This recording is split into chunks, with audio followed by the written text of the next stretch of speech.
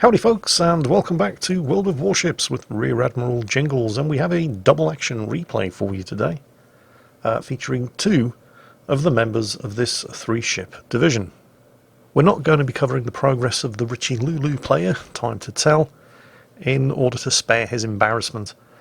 Well, he doesn't really do anything to be embarrassed about, but he does meet a rather early, sticky end, leaving A to the K in the Bayard, the French premium tier 8 cruiser. Yes, I actually figured out how to correctly pronounce his name this time. This is the second time I've featured one of his replays, but nobody expects me to get anybody's name right the first time at this stage. He is here, of course, in the Bayard, the French premium tier 8 cruiser, and he's joined in the French premium tier 8 destroyer, the Terrible, by somebody whose name seems awfully familiar, and I feel like I should know him for some reason. It's Delert. Have I featured him before? Is he a community contributor? Have I just embarrassed myself in front of thousands of people? Again? Very probably. So, we're going to focus on Delert here in the Terrible. Yes, I know that's not how you pronounce it. No, I don't really care. Premium Tier 8 French destroyer. I want to say this was the first French destroyer to be introduced into World of Warships, but I suspect I might be wrong, because I can't remember whether or not the Operation Dynamo, the Dunkirk evacuation scenario, there was a special French destroyer introduced into the game for that, and I can't remember whether or not that came first, but it's no longer around. The Terrible is, so I'm going to stick with the Terrible, first French destroyer to be introduced into the game that's still in the game. It is incredibly fast, with a top speed of 43 knots, more if you equip a speed flag, even more if you use the engine boost, which Delert is. Do not adjust your monitors, he is almost doing 54 knots. Of course, the downside is it doesn't get a smoke screen and it's got a pretty terrible stealth rating, but when you're travelling at that kind of speed, you're a very difficult target to hit. So while you probably don't want to be pushing too many cap circles early in the match in this ship, it is very, very good at getting early spots on enemy battleships and cruisers. Meanwhile, A to the K is doing his best to catch up and take advantage of Delert's early spotting. The Bayard is slightly different from most other 6-inch gun-armed light cruisers in that it's usually an extremely bad idea to be in a cruiser of any description, light or heavy, and get yourself spotted in open water in the first few minutes of a battle. Enemy players are almost always going to be waiting to fire at the first target that they see, which in this case is actually time to tell, in the Richie Lulu back there, but he's in a tier 8 battleship, he can take it. Cruisers usually can't. The Bayard, however, doesn't really care so much about open water gunboating because it is also an extremely fast ship. Its base top speed is only 34 knots, which is pretty good, but it's certainly nothing special. But the Bayard also comes with an engine boost consumable, an extremely good engine boost consumable that pretty much lasts forever, and boosts the speed of this cruiser up to 40 knots. The kind of speed for a cruiser which also makes the Bayard almost as hard to hit, providing it stays at maximum range as the Terrible.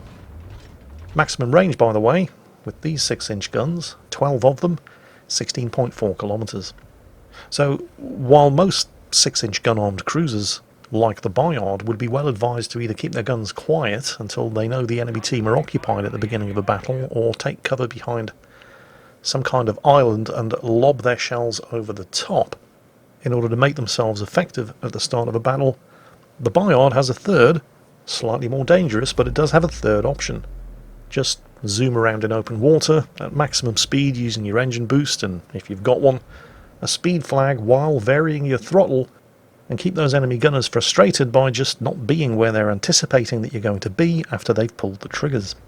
This is of course an extremely high risk lifestyle, and so if you're not supremely confident of your ability to not be where the enemy gunners are anticipating you being, I definitely don't recommend it. And of course always be aware of the old maxim, if you throw enough shit at the wall, some of it is going to stick. So if there are a large number of enemy targets who may potentially decide that they'd much rather start shooting at the extremely squishy French cruiser, you may wish to err on the side of caution too. A to the K, however, appears to be reasonably confident. that most of those enemy ships are busy shooting at other targets, and if any of them suddenly change their mind and start shooting at him, at this kind of range and with the kind of speed that he's doing, he's pretty sure that he can successfully avoid most or all of their incoming fire.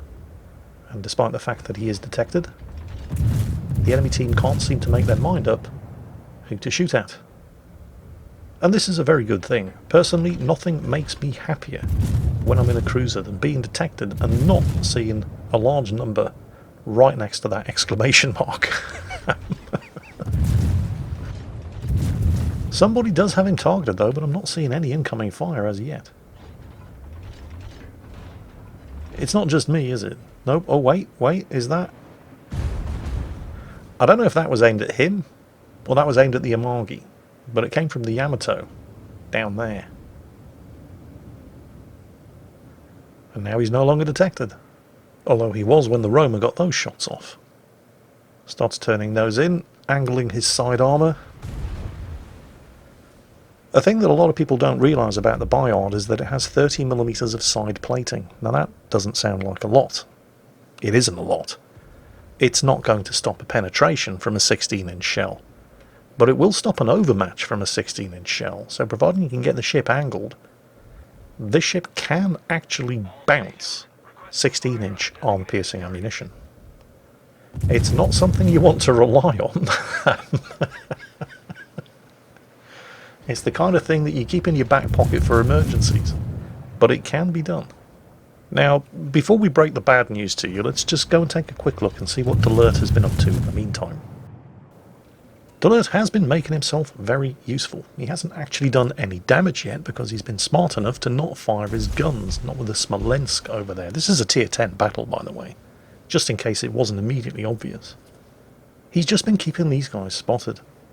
Unfortunately, thus far, his team have only managed to do 20,000 damage to the huge array of enemy ships that he's been lighting up since the start of the match, although that situation is about to change, with the Smolensk over there being the first victim of the Minotaur, who's been taking advantage of Delert's spotting, safe within his smokescreen, running his hydro, so he's not going to get surprised by anybody's torpedoes, and finally starting to score some hits on the targets that Delert has been spotting since the start of the match. To be completely fair here, while Delert is doing a great job, and he's doing it sensibly and safely, it's been relatively easy for him so far. He hasn't had any radar to worry about. There's no carrier to spot him from the air, and I'm reasonably sure that neither of the two destroyers on the enemy team are over at this end of the map to counter-spot him. Or if they are, so far they've been doing a remarkably piss-poor job of it. So while he has been doing a good job, I mean nobody's denying that, it hasn't exactly been difficult for him to do it, because there really isn't any counter to him over here. The only thing those enemy ships know is that there is a destroyer over here, but they don't necessarily know whether or not it's Delert in the Terrible or the tier 10 Shimakaze on Delert's team. The more knowledgeable enemy players can probably tell that it's the Terrible, based on the torpedo spreads being aimed towards them. The Shimakaze fires a spread of 5 torpedoes per launcher. The Terrible here, only 3. But all the same, it is just the one destroyer, and the longer you mess around not pushing a destroyer's position, the more torpedoes he's going to put into you, and eventually you're going to lose that battle of attrition. Also, considering at the moment, okay, the Minotaur's just been spotted as he evacuated his smokescreen, and they can't see Delert, he's never been detected, but the only other visible target for these enemy ships is the Grosse Kurfürst to the north. So, why are these ships just hanging around here, losing health, instead of pushing what seems to be an advantage? And I think one potential answer to that question lies at the other end of the map, where Delert and A to the K's team have completely collapsed, which is almost certainly one of the reasons, probably, another possible reason being that Delert's team are mostly just terrible shots, but could be one of the reasons why Delert thus far hasn't racked up astronomical amounts of spotting damage, because at least A to the K, and Time to Tell over there in the Rishi Lulu, about to meet an inglorious end, have realised that they're about to get caught in a brutal crossfire and have been struggling to do something about it. I'd like to think that this is also the reason why those enemy ships down to the south haven't bothered to push any further north, because they simply don't need to. They just need to wait for these guys to snap closed the jaws of the trap, and then it's barrel, fish, fire at will. I'd like to think that's the reason why they haven't pushed any further north, but it's probably just because they're crap. Honestly, it's difficult to see how the enemy team could lose at this point. They outnumber 8 of the K's team by 7 to 4. They hold 3 of the 4 caps, and none of the 3 caps that they hold are in any danger whatsoever. And they've caught the remnants of the team in a crossfire that should be ripping all of these ships apart. And yet it isn't. Why is that? It's because the ships down to the south are all heading in the wrong direction. Look at them on the map. They're not pushing north. They're heading east towards the middle of the map. And that inexplicable course change has put several very large and impenetrable islands between them and the ships that they should be carving up in a crossfire, thanks to the fact that those guys have so handily slaughtered the rest of A to the K and Alert's team. So there's almost certainly some extremely choice cursing going on in the enemy team's chat, as these guys are desperate for some kind of support fire. I mean, these are the guys that have done all of the hard work so far, and what good has it done them? Well, it has put them 400 points ahead and gained them 3 of the 4 caps, so their efforts haven't been entirely wasted. But if I'd just done all of that and then died right on the cusp of victory because the Chuckle Brothers down to the south there are incapable of reading a map and positioning themselves effectively, I wouldn't be too confident about what was going to happen next. The Yamato over there is clearly suffering from the Grosser Kurfürst secondaries and is giving way too much broadside to be comfortable with, even with the Grosser Kurfürst's notoriously inaccurate guns shooting at it. Of course, the Grosser Kurfürst is on extremely low health and probably in more danger than the Yamato, but it's not the Grosser Kurfürst that the Yamato has to worry about. Alert reacted just as quickly as A to the K to the threat from the west, and it was in fact his torpedoes, embarrassingly enough, that took out an extremely overconfident enemy Shimakaze. Even after firing his guns, with the destruction of the Shimakaze, none of the remaining enemy ships were close enough to maintain visual contact. So he fired up his engine boost and started putting his not inconsiderable firepower to work on the surviving enemy ships pushing in from the east. The Terrible actually has some extremely large caliber guns by destroyer standards, 139mm, with a rate of fire of 12 shots per minute and a 2000 maximum high explosive damage per shot. That stacks up pretty quickly. Now, after assisting in the destruction of the Montana, he's still detected, and the Zhao to the south could be a fairly significant problem. As long as he stops shooting, he should be able to go undetected and gain at least a couple of seconds grace before he runs into the Yamato. The Zhao to the south is actually shooting at him, but Alert's just going too fast for the Zhao's shots to be even remotely accurate. The Salem who's just popped up to the south could also be a problem, but, well, Alert's no longer detected. The Salem didn't appear to have his guns pointing in the right direction. While the Salem does have radar, it's a shorter ranged version of American Tier 10 cruiser radar, and in any case, he's left it too late. Alert now has solid cover between himself and the Salem's guns. He's now physically spotted by the Yamato, so even if the Yamato hadn't been paying attention to the map, he now knows that Alert is coming. But knowing that he's coming, and being able to do something about it, are 2 entirely different things. First set of torpedoes launched into the Yamato's bows, I suspect entirely deliberately to keep him on that course. Second set of torpedoes. Yeah. And with the Yamato dead, once again, Alert is unspotted. And not only that, he's capping. And there's nothing that the Salem, or anybody on the enemy team, can do about it. Even if the Salem was in radar range, and he isn't. He can't shoot through solid islands. So this should be a fairly straightforward and completely safe cap. Not only that, he's managed to keep the Grosser Kurfürst alive, although for how long is anybody's guess. So for the moment we have a bit of breathing space. The Minotaur has died, but before he went down he managed to dispose of the enemy Zhao, which means that we have 3 ships, the Grosse Kurfürst, the Bayard, and the Terrible, against 2 ships. Unfortunately, those 2 ships surviving on the enemy team are a Salem and a Smolensk. So, while A to the K's team technically outnumber the survivors on the enemy team, the surviving Grosse Kurfürst is on such low health that he's going to die if anybody so much as looks at him funny. And the thing about the Salem and the Smolensk is that those are exactly the kinds of tier 10 cruisers that exist to chew apart light cruisers and destroyers. Obviously, they're going to want to kill the Grosse Kurfürst first, because in a straight-up fight, the Grosse Kurfürst is not only the bigger threat, but with the amount of health that he has remaining, he's also the easiest target to kill.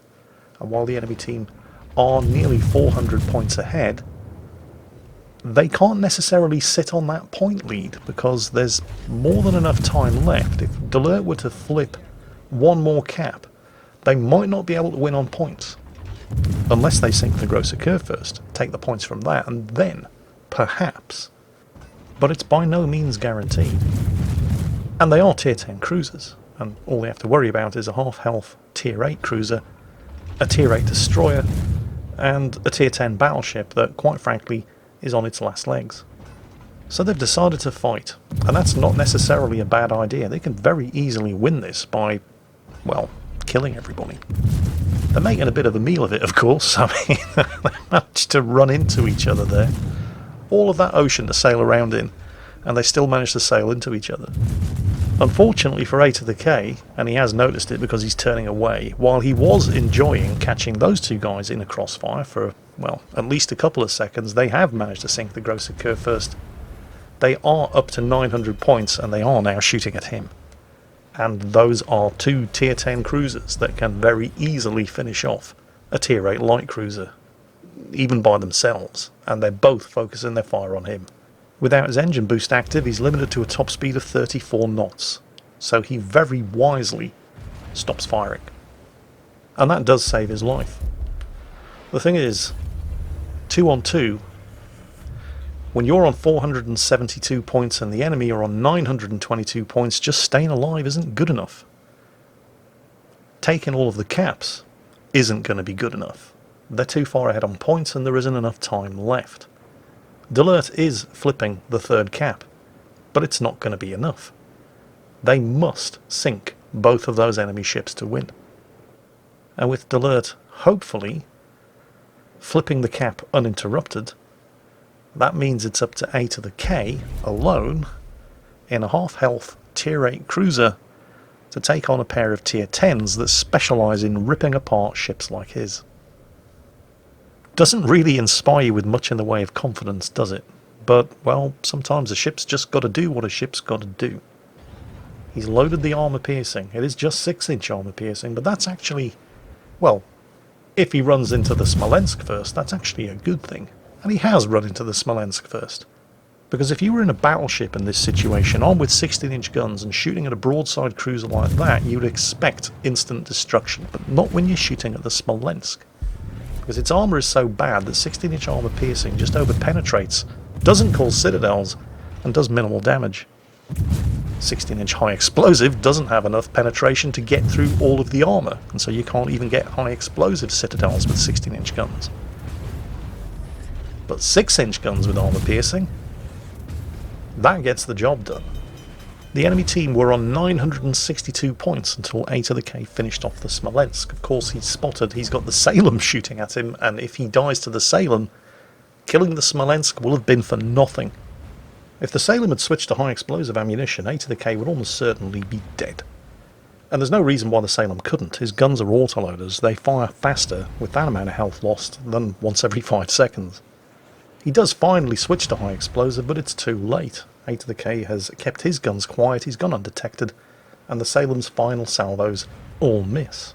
Meanwhile, Delert has flipped the 3rd cap. Which by itself, of course, isn't even close to being enough. They're still going to have to sink that Salem, but he hasn't wasted any time heading back to take advantage of the Salem being occupied shooting at A to the K. This is, of course, incredibly risky. At the moment, the Salem's guns are probably still pointing in A to the K's direction, but if he's been paying the slightest attention, he's seen the caps flipping, he knows that Delert is over here somewhere, and he does have radar.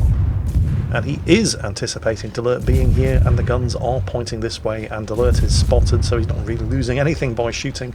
He's managed to go undetected, got the very small island there between him and the Salem. One torpedo struck home. Now the Salem doesn't use his radar, and we've never seen him use his radar, so he's either out of charges or he didn't take radar and he took hydroacoustic search instead. Then again, if he had taken hydroacoustic search, he would have probably seen those coming. And he might have won this battle. In fact, if he'd had either of those consumables and used them at the appropriate time, he might have won this battle. But, well, would have, could have, should have, didn't. So, an extremely well played and well deserved victory for A to the K in the Bayard and Delert in the Terrible. Link down below in the video description, by the way, to A to the K's Twitch channel. He regularly streams World of Warships in both English and German, and I'm more than happy to be able to, hopefully, send him some additional viewers. He certainly deserves them, and you can follow his continuing adventures on Twitch. In the meantime, I hope you all enjoyed today's battle, and as always, take care, and I'll catch you next time.